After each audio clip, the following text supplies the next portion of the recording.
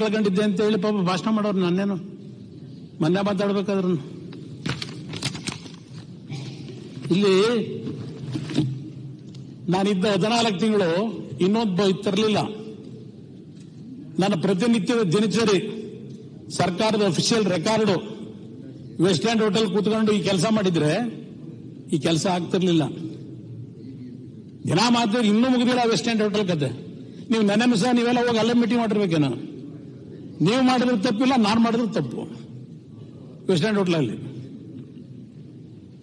ಇದು ಇದೆ ಪ್ರತಿನಿತ್ಯದ ದಿನಚರಿ. ನಾನು ಏನೇನು ಮಾಡಿದ್ದೆ, ದಿನಕ್ಕೆ ಎಷ್ಟು ಗಂಟೆ ಮೀಟಿಂಗ್ಗಳು ಮಾಡಿದ್ದೀನಿ, ಜನ ಎಷ್ಟು ನೋಡಿದ್ದೀನಿ ಅಂತೇಳಿ. ನಾನೇನು ಜನಸ್ಪಂದನ ಅಂತ ಹೇಳಿ ಈಗ ಪುಟಗಟ್ಲೆ ಮುಖ್ಯಮಂತ್ರಿಗಳ ಜನಸ್ಪಂದನ ಅಲ್ಲ. ಅವ್ರ ಪಾಪ ಹಿಂದೆ ಕೂತವ್ರು ನಗ್ತಾ ಇದ್ದಾರೆ. ಏನು ವೆಸ್ಟ್ ಎಂಡ್ ಹೋಟೆಲ್ ಅಂತ ನಮ್ ಕಡೆ ಕೈ ಮಾಡ್ತಿದ್ರಿ, ಹೇಳಿದವ್ರು ನಾವು ಕೈ ಆ ಕಡೆ ಮಾಡ್ತಾ ಇದಾರೆ ಇವ್ರು ಅಂತ ನಗ್ತಾ ಇದಾರೆ. ಮಾತಾಡಿದ್ವಾ ಯಾರು ಕೃಷ್ಣ ನಮ್ಮ ಬೈರೇಗೌಡ ಮಾತಾಡಿದ್ರು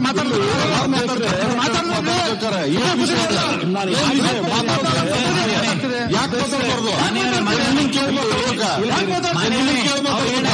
ಡಿಸ್ಟರ್ಬ್ ಮಾಡಕ್ಕೆ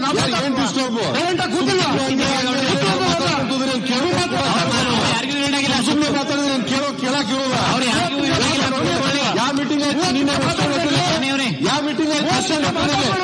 ಯಾಕೆ ಸುಳ್ಳು ಸುಳ್ಳು ಹೇಳಿಲ್ಲ? ಸದನಕ್ಕೆ ಯಾಕೆ ಸುಳ್ಳು ಹೇಳಿಲ್ಲ? ಯಾವ ಮೀಟಿಂಗ್ ಆಯ್ತು ನಿನ್ನೆ? ಸುಳ್ಳು ಹೇಳ್ತಾರೆ.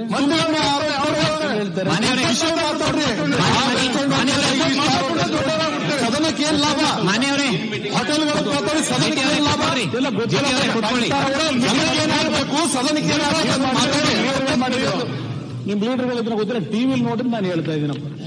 ಟಿವಿಲನ್ನು ತೋರಿಸೋದು ಅಲ್ಲಿತ್ತು ಅಂತ ಹೇಳಿ ಆಮೇಲೆ ಮಾತಾಡಿ ಇಲ್ಲಿ ಅಧ್ಯಕ್ಷರೇ, ನಾನು ಯಾಕೆ ಹೇಳ್ತೀನಿ ಅಂದ್ರೆ, ಅವತ್ತು ಕೇಂದ್ರದ ರಕ್ಷಣಾ ಸಚಿವರೇ ಬಂದರು ಬೆಂಗಳೂರಿಗೆ.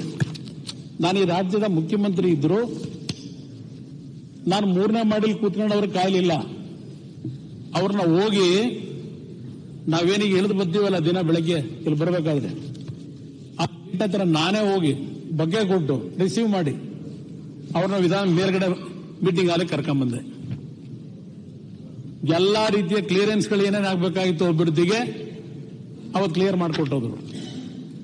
ಇದು ನಾನು ಯಾಕೆ ಹೇಳ್ತಾ ಇದ್ದೇನೆ, ಕಾಂಗ್ರೆಸ್ ಸರ್ಕಾರ ಮತ್ತು ಜೆಡಿಎಸ್ ಸರ್ಕಾರ ಇಬ್ಬರು ಸೇರಿ ಪಕ್ಷಗಳು ಸೇರಿ ಮಾಡದಂತ ಮೈತ್ರಿ ಸರ್ಕಾರದಲ್ಲೂ ಕೆಲಸ ಮಾಡಿಸಿದ್ವಿ, ನಾವು ಮಾಡಿಸಿದ್ದೇವೆ.